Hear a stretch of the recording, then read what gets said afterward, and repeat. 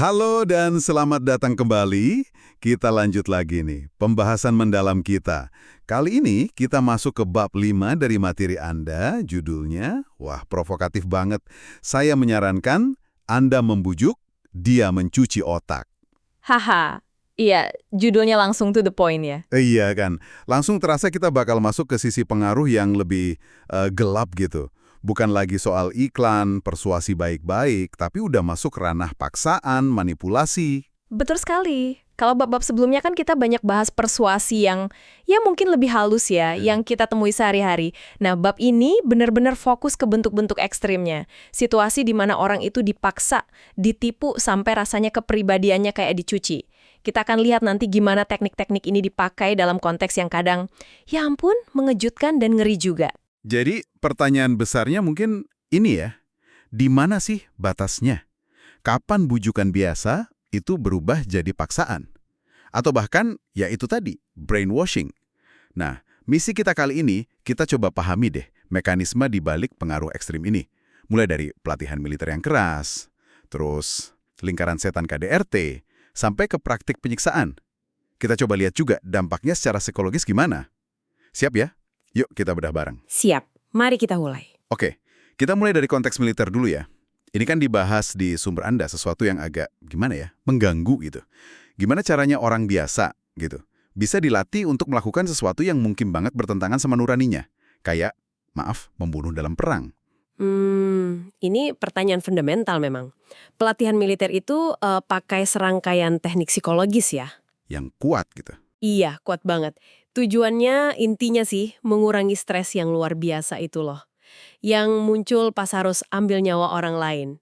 Caranya, yaitu dengan nanemin nilai ketaatan mutlak, loyalitas tanpa tanya, disiplin super ketat. Oh, jadi nggak cuma soal fisik ya. Ada penekanan ke psikologisnya. Banget. Ini juga menciptakan semacam penyebaran tanggung jawab secara hierarkis. Jadi mikirnya, oh saya kan cuma jalanin perintah atasan. Gitu. Masuk akal. Terus, aktivitas fisik yang tinggi itu juga bagian penting. Tapi ada juga pembatasan pemikiran independen. Kebebasan pribadi dikurangi drastis.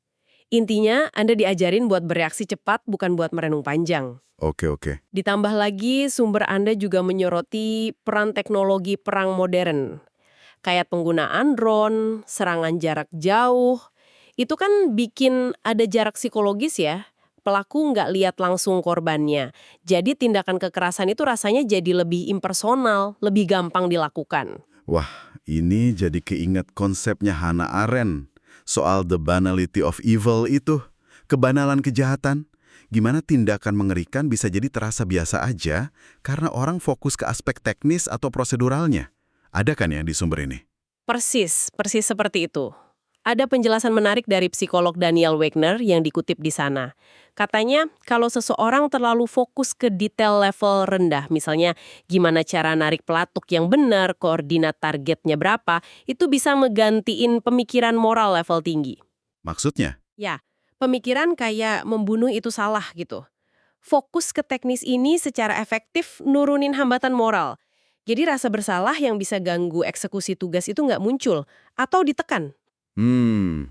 Joanna Brooke juga nambahin, obsesi pada teknis dan birokrasi ini bisa jadi cara gampang buat ngirim orang menuju kematiannya tanpa perlu mikir banyak soal konsekuensi moralnya. Wah, ini implikasinya dalam ya. Jadi ini kayak peringatan juga dong. Kalau mentalitas atau struktur komando militeristik ini nyebar ke ranah sipil, atau kalau ada ideologi tertentu yang dijejelin terus-menerus sampai kita nggak kritis lagi? Bahaya itu. Iya, bisa bahaya. Apalagi zaman sekarang. Kadang opini di media bisa seragam banget ya, terutama pas lagi krisis. Kita jadi kurang waspada. Bener. Konsep brainwashing di konteks ini tuh bukan cuma soal cuci otak kayak di film-film mata-mata ya, tapi lebih ke gimana sebuah sistem bisa ngebentuk perilaku ekstrim secara bertahap. Kadang tanpa disadari sepenuhnya sama individu di dalamnya. Dan ini jadi jembatan yang menarik nih ke konteks berikutnya yang dibahas di sumber Anda. Nah, ini dia nih. Dari sistem besar kayak militer, kita pindah ke ranah yang sangat pribadi. Tapi katanya bisa sama mengerikannya. Kekerasan dalam rumah tangga atau KDRT. Sumber Anda ini kok berani banget ya nyamain KDRT sama brainwashing? Kok bisa sejauh itu? Rasanya beda banget konteksnya. Mungkin ya skalanya terasa beda, tapi mekanisme psikologisnya, ternyata punya kemiripan yang mengejutkan loh. Pelaku KDRT yang ahli gitu istilahnya di sumber Anda, itu pakai hampir semua jurus pengaruh yang ada. Contohnya gimana? Ya mulai dari pakai figur otoritas, saya kan kepala keluarga, terus jebakan komitmen. Jebakan komitmen? Maksudnya? Itu loh, dimulai dari permintaan kecil yang bikin korban jadi terikat, terus lama-lama tuntutannya makin besar, makin besar. Oh, oke. Sampai tentu aja ya, ada kekuatan fisik atau ancaman kekerasan juga. Jadi, ini bukan sekedar marah sesaat atau konflik biasa ya berarti? Tapi ada pola manipulasi yang sistematis. Tepat, mereka itu secara bertahap ngebangun ketidakseimbangan kekuasaan yang ekstrem. Ekstrim ya? Sampai kayak budak gitu. Iya, betul. Sampai di titik di mana korban merasa kayak budak, nggak punya kuasa sama sekali atas hidupnya sendiri. Dan seringkali, ini mulainya dari ketidakseimbangan kebutuhan emosional. Misalnya, si korban mungkin jauh lebih butuh cinta atau perhatian dari pelaku dibanding sebaliknya. Ketergantungan emosional ya? Nah, kepergantungan emosional ini yang bikin korban jadi lebih rentan buat dimanipulasi. Materi Anda juga nekenin banget soal sifatnya yang gradual, pelan-pelan gitu ya? Ada analogi soal katak direbus pelan-pelan itu kan ya? Ya, betul. Gimana sih cara kerjanya dalam kasus KDRT ini? Kok korban sering nggak sadar sampai udah, ya, terlambat? Itu analogi yang pas banget memang. Otak kita ini ternyata kurang jago ya deteksi perubahan kalau terjadinya dikit-dikit tapi dalam waktu lama. Nah, pelaku KDRT manfaatin ini. Mereka kayak ngetes batas toleransi korban. Ngetes gimana? Dimulai dari hinaan kecil, komentar yang ngerendahin, apa yang kadang disebut put downs. Awalnya korban mungkin coba maklumin, dia lagi capek, atau mungkin maksudnya nggak gitu. Iya sih, sering gitu ya. Tapi tanpa sadar, setiap hinaan kecil itu ngekikis harga diri korban, pelan-pelan. Sementara di saat yang sama, persepsi korban tentang kekuasaan si pelaku malah makin besar. Ini proses yang licik dan pelan banget. Pelan-pelan banget ya, pelan-pelan. Selain serangan verbal pelan-pelan itu, ada teknik lain yang sering dipakai pelaku. Banyak. Sumber Anda nyebutin beberapa yang utama. Misalnya, ngisolasi korban dari teman dan keluarga. Oh, biar nggak ada support system ya? Betul. Jadi korban nggak punya dukungan atau perspektif lain. Terus menerus ngulang-ngulang pesan kalau korban itu lemah, nggak mampu, nggak berharga. Ini bisa sampai nyiptain kondisi yang namanya learned helplessness, ketidakberdayaan yang dipelajari. Maksudnya? Korban akhirnya percaya kalau dia memang nggak berdaya dan nggak ada gunanya ngelawan, pasrah gitu. Ya ampun. Kalaupun korban coba protes, pelaku mungkin pura-pura minta maaf sebentar, kasih angin surga dikit, tapi habis itu polanya balik lagi, kontrol lagi. Yang paling bikin saya kaget nih, materi Anda ini sampai narik paralel dengan 8 tema totaliter dari Robert Lifton. Itu kan awalnya dipakai buat analisis rezim komunis ya. Bisa dijelasin dikit kok bisa konsep negara totaliter dipakai buat hubungan dua orang gini? Iya, ini memang bagian yang kuat banget dari analisisnya. Lifton kan identifikasi ciri-ciri lingkungan yang sangat mengontrol ya. Misalnya milieu kontrol atau kontrol lingkungan. Pelaku itu mendominasi total dunia si korban. Ngatur semua gitu? Iya, ngatur siapa yang boleh ditemuin, informasi apa yang boleh dia dapat.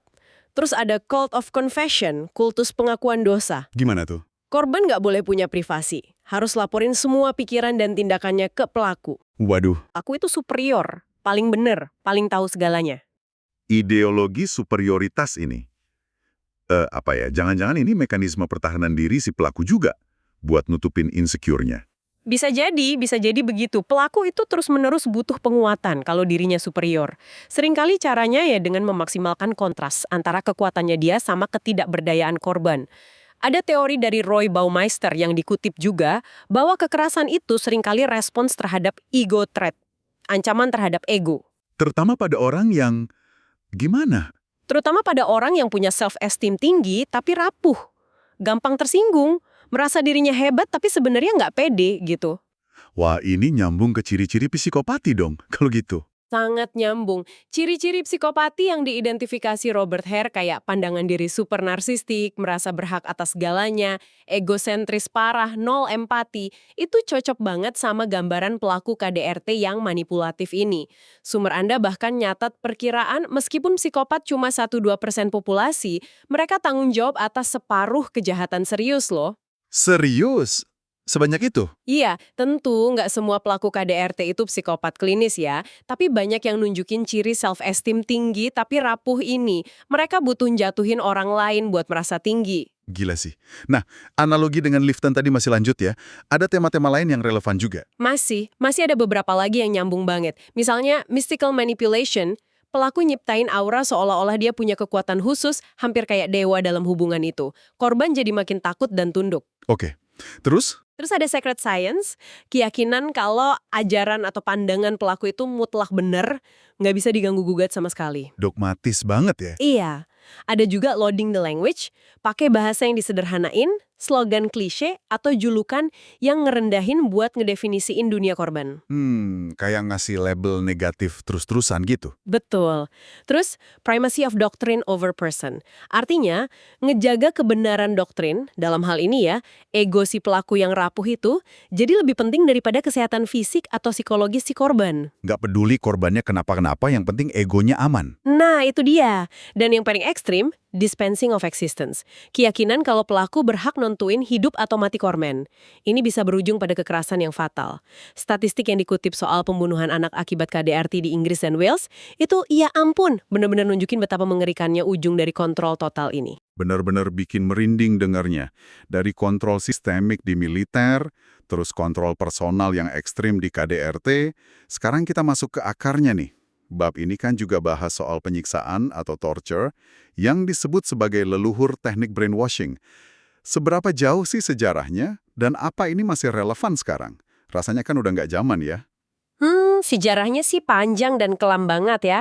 Dari zaman Mesir kuno, Yunani, Roma, sampai abad pertengahan di Eropa. Ingat kan perburuan penyihir yang kejam itu, Malleus Maleficarum? Memang, penyiksaan yang dilakukan secara terbuka sebagai bagian hukum publik itu mulai berkurang sejak abad 18-19. Dan mayoritas negara di dunia, kayak disebut di sumber Anda, udah tanda tangan konvensi anti penyiksaan PBB. Tapi, kenyataannya di lapangan beda gitu. Penyiksaan atau perlakuan buruk di 111 negara. 111 negara? Banyak banget. Iya. Jadi meskipun secara resmi dilarang, prakteknya tuh masih terjadi di banyak tempat. Seringkali ya sembunyi-sembunyi, di ruang interogasi, penjara, jauh dari pantauan publik. Jadi ini bukan cuma cerita masa lalu, tapi realitas tak resmi yang ya sayangnya masih ada. Bentuknya kayak apa aja sih? Apa selalu soal kekerasan fisik yang brutal yang kayak di film-film itu? Sumber Anda kan bahas gimana batas fisik dan psikologis itu jadi kabur ya? Betul sekali. Selain pukulan atau kekerasan fisik langsung, bentuknya bisa sangat beragam dan licik.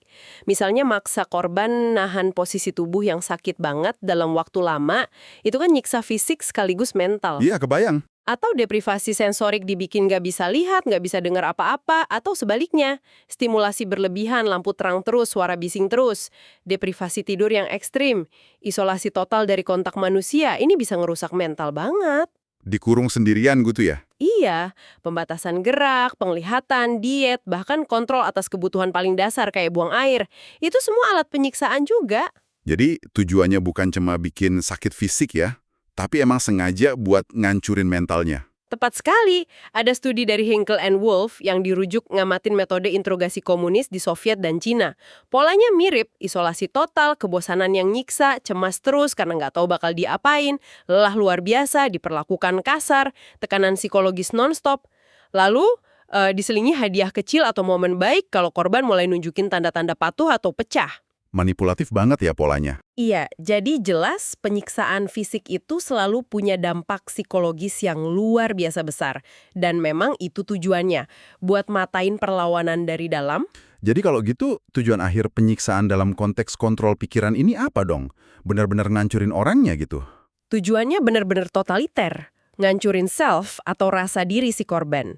Identitasnya dihancurin, bikin korban merasa benar-benar nggak berdaya, learned helplessness tadi itu, mutus semua ikatan sosial dan dukungan yang mungkin dia punya, biar dia sendirian dan bergantung penuh sama penyiksanya. Terus? Dan akhirnya, kalau memungkinkannya, nanemin pandangan atau ideologi si penyiksa ke dalam pikiran korban yang udah kosong dan rapuh itu. Tapi disebutin juga ada efek samping yang ngeri ya, bahkan buat orang yang lihat atau mungkin pelakunya sendiri. Semacam pembenaran diri gitu. Iya, ini sisi tragis lainnya yang disorot. Pengamat atau bahkan pelaku penyiksaan itu sendiri bisa mulai ngerendahin si korban. Meskipun korban nggak salah apa-apa, mereka mulai mikir, wah kalau dia sampai disiksa separah ini, pasti dia jahat banget nih. Oh, jadi malah nyalahin korban ya? Betul, ini disebut just world thinking atau keyakinan pada dunia yang adil. Semacam mekanisme pertahanan psikologis. Dunia ini adil kok, jadi kalau ada orang menderita, ya pasti dia pantas nerima itu. Ada kutipan puisi Robert Browning di sumber Anda yang nangkep ini dengan pas banget. Aku tak pernah melihat makhluk sekeji itu. Dia pasti jahat hingga pantas merasakan sakit seperti itu. Ngeri ya? Cara buat bikin dunianya terasa lebih bisa diprediksi dan adil, padahal nyatanya nggak gitu. Persis, nyalahin korban biar merasa aman. Luar biasa, bab 5 ini benar-benar bawa kita nyelam ke sisi tergelap dari pengaruh manusia ya. Jadi, brainwashing dalam bentuk-bentuk ekstrim yang kita bahas ini di militer, KDRT, penyiksaan. Ini bukan sekedar soal teknik psikologis doang ya, tapi juga fenomena sosial. Betul. Butuh pelaku, butuh korban, dan seringkali ada semacam persetujuan atau pembiaran dari lingkungan sosial yang lebih luas, entah disadari atau enggak. Dan intinya, ini selalu melibatkan paksaan atau tipu daya. Beda banget sama persuasi rasional yang sehat yang kita bahas sebelumnya. Benar sekali. Ini bukan lagi soal adu argumen atau presentasi data yang menarik ya. Ini udah soal ngancurin otonomi dan kemanusiaan seseorang demi sebuah kontrol. Kalau gitu, sebagai penutup nih, ada satu pemikiran terakhir mungkin yang bisa Anda bawa pulang dari pembahasan kita kali ini. Materi ini kan nunjukin betapa tipisnya kadang garis antara pengaruh yang kita anggap normal sehari-hari, kayak iklan, pendidikan, bujukan temen, sama bentuk kontrol yang ngerusak dan gak manusiawi ini. Nah, itu dia poin pentingnya. Setelah kita dengar soal teknik-teknik tadi, gradualisme dalam KDRT yang ngekikis pelan-pelan, dehumanisasi dalam pelatihan militer yang bikin kekerasan jadi tugas, penghancuran self dalam penyiksaan, mungkin pertanyaannya jadi gini buat kita semua. Seberapa sadar sih kita sama dinamika kekuasaan dan potensi manipulasi dalam interaksi kita sendiri sehari-hari? Iya juga ya. Dalam hubungan kita, di tempat kerja, di masyarakat, apakah kita udah cukup peka buat ngenalin tanda-tanda awal dari kontrol ekstrem ini? Meskipun mungkin dalam skala yang lebih kecil atau bentuk yang lebih halus di sekitar kita? Itu pertanyaan reflektif yang penting banget ya buat kita semua renungkan. Oke deh. Dengan pertanyaan itu, kita akhiri dulu penelusuran mendalam kita kali ini ya. Terima kasih banyak sudah menyimak. Sampai jumpa di pembahasan berikutnya.